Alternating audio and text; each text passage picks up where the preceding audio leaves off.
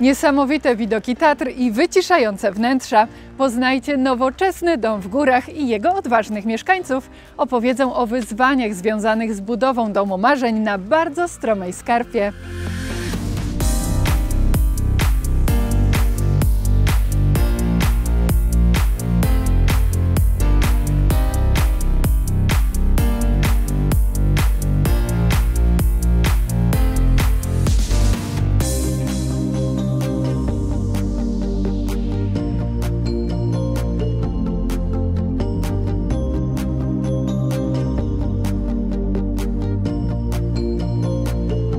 Partnerem odcinka jest Aluprof, dostawca innowacyjnych, energooszczędnych i bezpiecznych systemów aluminiowych do produkcji okien, drzwi, fasad i osłon przeciwsłonecznych. W tym domu zobaczycie, jak okna i drzwi tarasowe od Aluprof kadrują spektakularne widoki panoramy Tatr.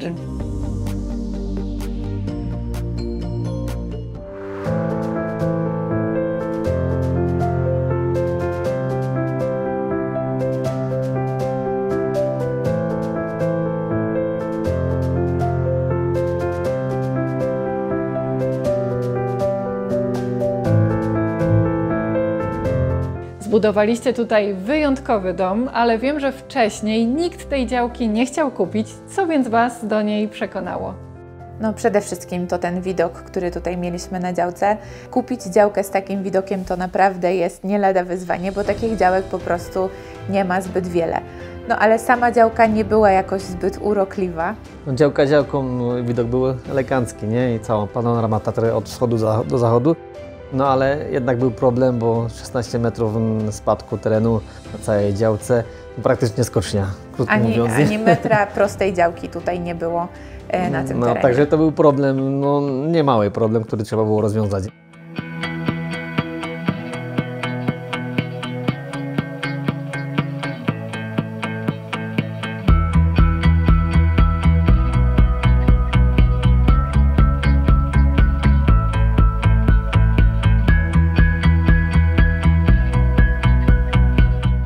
I tak całe projektowanie całego budynku zaczęliśmy od tego okna narożnego, żeby po prostu od wschodu aż po Giewont była tutaj ta panorama.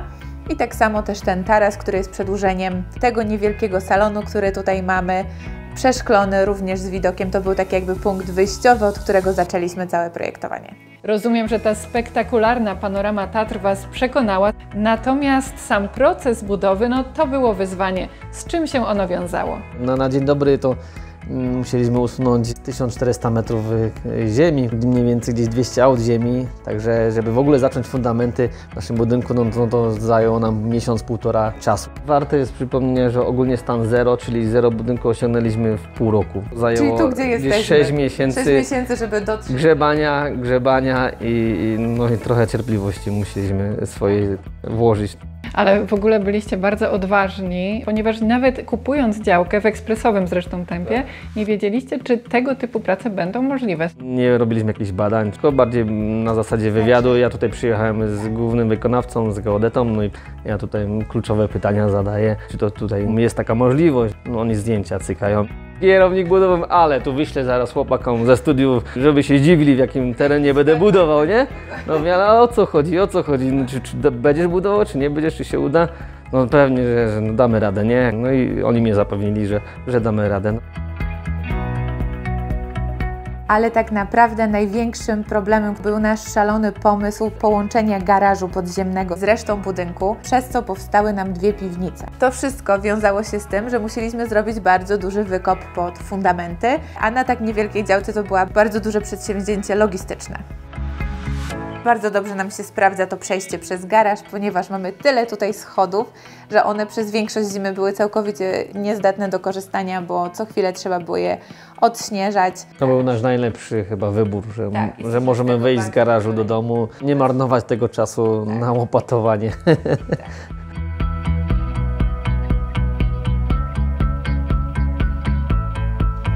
Bez czego nie może obyć się żaden dom w górach? Oczywiście bez kominka. Zauważcie, że mieszkańcy zdecydowali się na wyłożenie kominka tym samym kamieniem, który mamy na elewacji i to właśnie on daje ten klimat domowego ciepła. Aby go zbalansować, na podłodze mamy bardzo nowoczesną posadzkę z żywicy poliuretanowej, która optycznie powiększa nam ten pokój. Jednak takim kluczowym elementem, który wpływa na odbiór tej przestrzeni, jest to niesamowite narożne okno.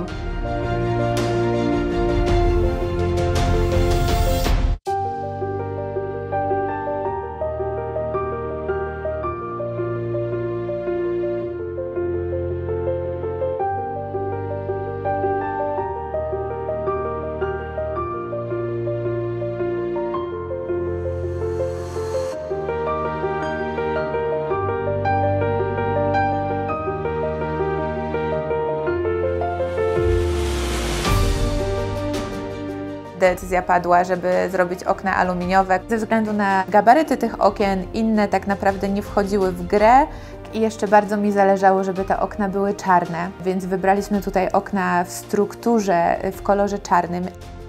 Ponieważ jest to taki element góralszczyzny, że raczej właśnie czarne dachy się robi. Wszędzie zastosowaliśmy okna przesuwne, przez co możemy je mieć otwarte i one nie zajmują przestrzeni w środku. Bardzo sobie cenimy tą łatwość właśnie komunikacji przestrzeni na zewnątrz oraz tej przestrzeni w środku, więc skoro już mamy takie okno piękne od podłogi po sam sufit, bardzo mi zależało na tym, żebyśmy mieli tutaj balustradę całoszklaną, żeby nie miała żadnych elementów wystających, ani tego profilu, który jest na dole, ani żadnego pochwytu górą, żeby po prostu ten widok na Giewont był niczym nie zakłócony. I tutaj jak sobie tak siedzimy teraz, to wiem, że to był bardzo dobry wybór, ponieważ w innym przypadku mielibyśmy tą linię gór po prostu przeciętą w połowie. Drzwi podnoszono przesuwne MB77HS od Aluprof z całoszklanym narożnikiem to nie jedyny element zapewniający bliskość gór i jednocześnie wysoki poziom szczelności. Wart uwagi jest również design przeszklonej fasady frontowej, gdzie zastosowano ścianę słupowo-ryglową od Aluprof. Dopracowany kształt profili daje efekt zlicowania powierzchni słupów i rygli od strony wewnętrznej fasady. Jednocześnie zapewnia wytrzymałość i trwałość konstrukcji w każdych, nawet najbardziej ekstremalnych warunkach. Pełną listę systemów okienno-drzwiowych, które do swojego domu w górach wybrali mieszkańcy, znajdziecie w opisie tego odcinka.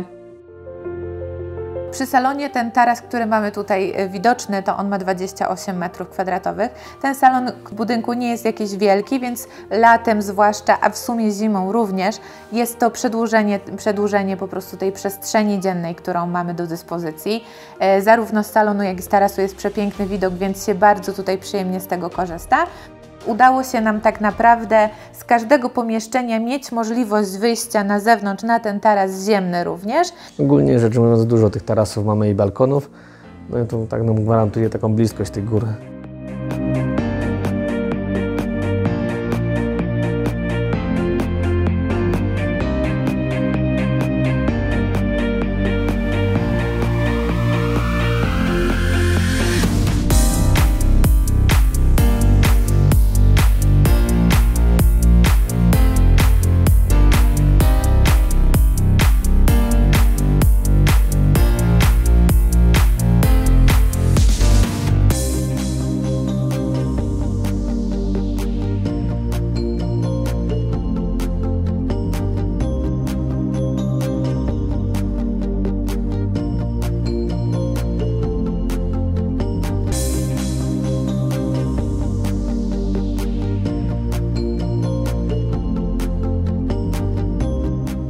Też jesteście bardzo gościnni, ale jednocześnie potraficie zadbać o prywatność wszystkich domowników. Stąd bardzo mi się podoba to, że przy każdej sypialni mamy własną, prywatną łazienkę.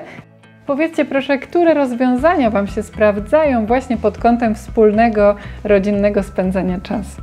My mamy bardzo liczne rodziny, także chyba w naszej rodzinie łącznie jest około 26 dzieci. Jeszcze przybywa. I cały czas ich przybywa. Więc bardzo ważne dla nas było to, żeby dzieci miały swój kąt i rodzice mogli też równocześnie swobodnie gdzieś porozmawiać czy się spotkać. Także bardzo często dzieci sobie wybierają jeden z 2 salonów, a dorośli mogą sobie wtedy w tym drugim swobodnie rozmawiać i nie ma tego hałasu, bo jak wiadomo. Żeby się nie było zakłóceń między tą strefą starszyzny, a tą młodszą bardzo strefą. Często strefa starszyzny również dzieli się na kobiety i mężczyzn. To też się zdarza, że każdy ma swoje tematy i jeszcze tutaj też jesteśmy się w stanie przegrupować.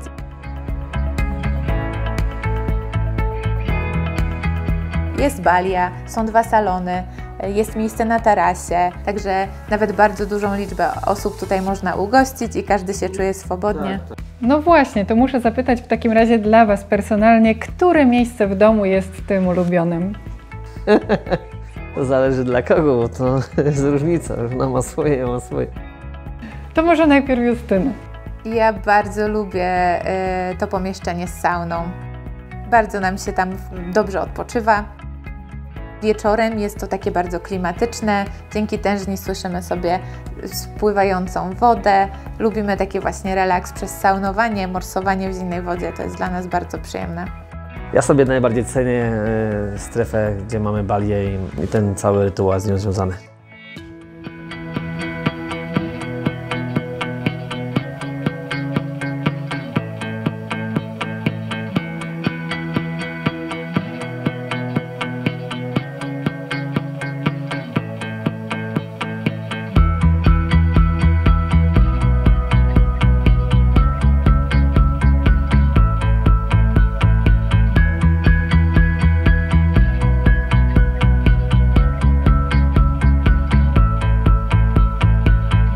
Na co dzień w Waszej rodzinnej firmie Domy Drewniane Drewnex zajmujecie się budową domów w nieco innej technologii, ale jednak te praktyczne umiejętności tutaj również się przydały. Co wykonywaliście samodzielnie przy budowie Waszego domu? Oprócz tego, że projekt cały budynku i zagospodarowania terenu powstał w naszej firmie, no to wykonywaliśmy też sami więźbę. Była to więźba prefabrykowana, powstała w komputerze najpierw, także mogłam sobie zaplanować takie rzeczy jak oświetlenie zewnętrzne już, czy też nawet odstępy od ściany na jakieś oświetlenie LEDowe, czy choćby zasłony. Trzeba zaznaczyć, że wszystko co z drewna to myśmy zrobili. No, na przykład takie rzeczy jak rysie, są to elementy ozdobne budynku, które tutaj są narzucone przez miejscowy plan zagospodarowania przestrzennego. Ocieplenie dachu, następnie takie rzeczy jak elewacja zewnętrzna, podbitka, podsiebitka, elementy wykończeniowe, listwy maskujące, przypodłogowe. Także no, mnóstwo rzeczy zrobiliśmy sami. I deski elewacyjne też wszystkie robiliśmy sami, a to akurat deski mieliśmy z naszej firmy zamówione, ale jeśli chodzi o impregnację i olejowanie, no to robiliśmy to rzeczywiście własnoręcznie. Po godzinach pracy przez chyba 2 miesiące prawie codziennie olejowaliśmy w garażu hobbystycznie deski. Nawet w łazienkach widzimy właśnie drewno połączone z płytkami i to drewno sprawdza się, nic się z nim nie dzieje. Tak, i nic się zupełnie nie dzieje z drewnem w łazience, z drewnem na sufitach. Jeśli ono jest dobrze wysuszone, dobrze zakonserwowane i jest dobra wentylacja w domu, to zupełnie nic się nie dzieje, a jest to taki element ocieplający.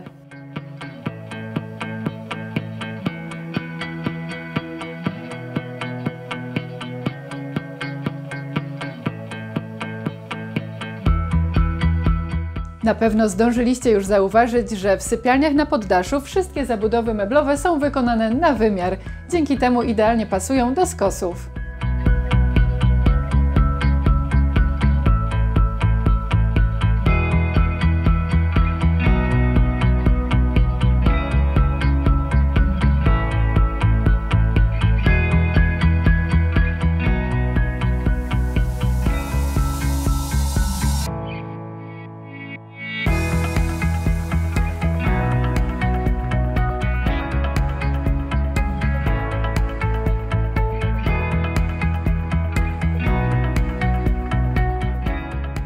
Jednak Wasza rodzinna firma budowlana specjalizuje się mimo wszystko w bardziej tradycyjnych budynkach wpisanych w ten kontekst kultury podhalańskiej. Wy tutaj, jeżeli chodzi o wystrój wnętrza, poszliście w zupełnie inną stronę, bardziej nowoczesną stylistykę. Skąd taki wybór? Jak każdemu to, czym się otaczamy na co dzień, po jakimś czasie jednak troszkę się nudzi. I jednak szukałam jakby jakiegoś nowego wyzwania, ale pewne rzeczy tutaj zachowaliśmy, takie same jak mamy właśnie w tych wszystkich domach, które budujemy w Drewneksie, czyli to poddasze drewniane. Po prostu już sobie nie wyobrażam inaczej więźby wyeksponować we wnętrzu niż w taki sposób, jaki właśnie jest u nas widoczne. Ale jeśli chodzi o sam wybór materiałów, które we wnętrzu zastosowaliśmy, to byliśmy bardzo zgodni. To wiedzieliśmy, że będzie to drewno, będą to jasne kolory, że zostawimy trochę betonu. No kamienia. Tak, o kamień był zdecydowanym tutaj must have, jeśli chodzi o materiał taki dekoracyjny. No i chcieliśmy ten metal gdzieś, żeby on się jeszcze przewijał. I jasna baza, do której później można dodatki według sezonu sobie komponować. Ja myślę, że głównym tutaj moją obawą było to, że mi się bardzo szybko coś znudzi, więc ja jednak bardzo zachowawczo w tych łazienkach projektowałam te zestawienia kolorystyczne, ale mam wrażenie, że to jest przez to bardzo ponadczasowe wnętrza i to gdzieś zawsze nawiązanie właśnie do tych betonów, do tych takich szarości, które też w górskim klimacie bardzo dobrze się komponują, więc one tutaj z tym drewnem bardzo fajnie współgrają, też nawiązują kolorystycznie do kamienia, który mamy w wielu miejscach w domu. No i myślę, że to tak w sumie wszystko jakoś spójnie dosyć nam wyszło. Co już nam się sprawdziło po pierwszej zimie, to ten duży okap, który jest wokół okna narożnego. Gdyby nie on, to tak naprawdę całe to okno narożne mielibyśmy zasypane śniegiem pewnie na wysokość 1,5 metra. Także możemy korzystać z wiedzy tych przodków, co to wcześniej obmyśleli, jak to robić, żeby nie zasypało. Tak, jednak właśnie te nawiązania do tradycyjnego stylu góralskiego są po coś i to spełnia nie tylko funkcję estetyczną, ale też funkcję praktyczną. I jednak starzy górale wiedzieli, jak tutaj budować domy, żeby one po prostu chroniły nas przed tym wiatrem zimnym, tymi ogromnymi ilościami śniegu, które tutaj chociażby zeszłej zimy spadły. Waszymi doświadczeniami związanymi z budową dzielicie się na instagramowym koncie Budujemy Dom w Górach. No i chciałabym zapytać, o co Wasi obserwatorzy najczęściej Was pytają i być może to jest dobra okazja, aby krótko odpowiedzieć na te najczęściej pojawiające się pytania. Bardzo często nas pytają o to, jak znaleźć w ogóle taką działkę, no ale jeszcze nie umiemy odpowiedzieć na te pytania. Bo akurat w naszym przypadku to było bardzo dużo szczęścia, całkowity przypadek. Tak, całkowity. Są pytania o budowę na skarpie. Czy mąż Twój to obcokrajowiec? Tak, to też często. Skąd pochodzę? Ze Szwecji, Norwegii? No nie, z Polski jestem. Niestety dużo tłumaczę. Myślę, że... Bardzo dużo pytań jest o białą podłogę, jak ona się nam sprawuje. Tutaj jeśli chodzi o tą podłogę, to mogę powiedzieć, że jest zdecydowanie bardzo efektowna. Robi nam tutaj niesamowicie jasne wnętrze i odbija świetnie światło. No i nie można jej odmówić z tego, że jest bardzo przyjemna, jeśli chodzi się po niej gołą stopą. Tak, jest taka miękka. Miękka, przyjemna. Bardzo przyjemna. Nie jest zimna nigdy. Tak, i jest bardzo elastyczna, więc jeśli nam coś na nią spadnie, raczej się nie rozbija. No ale przez to, że ona jest taka nieskazitelnie jasna i czysta, jest jednak wyzwaniem, żeby ją utrzymać w czystości tak na co dzień. Bardzo nam chwalą i dużo ludzi właśnie zwraca na to uwagę, że ten budynek jest bardzo dobrze wpisany w tą skarpę, że on jest tutaj tak wkomponowany. Sama jestem pod wrażeniem, że tak to się udało tutaj wszystko zagospodarować, że te tarasy, że te schody tak całą tą skarpę tutaj okalają i on w tą górę jest tak jakby wciśnięty. Najbardziej zadowolony jestem z tego, że jak ktoś z kim się spotyka, mówi, że to nie było możliwe, cokolwiek było wybudowane, a my udowodniliśmy, że można problem odwrócić na swoją korzyść. Bardzo często nam ludzie piszą, którzy zastanawiali się nad zakupem tej działki. Byli, widzieli, ale... Nawet się zastanawiali, ale wydawało się im, że ta działka jest całkowicie bezużyteczna. Także chyba jesteśmy przykładem, że...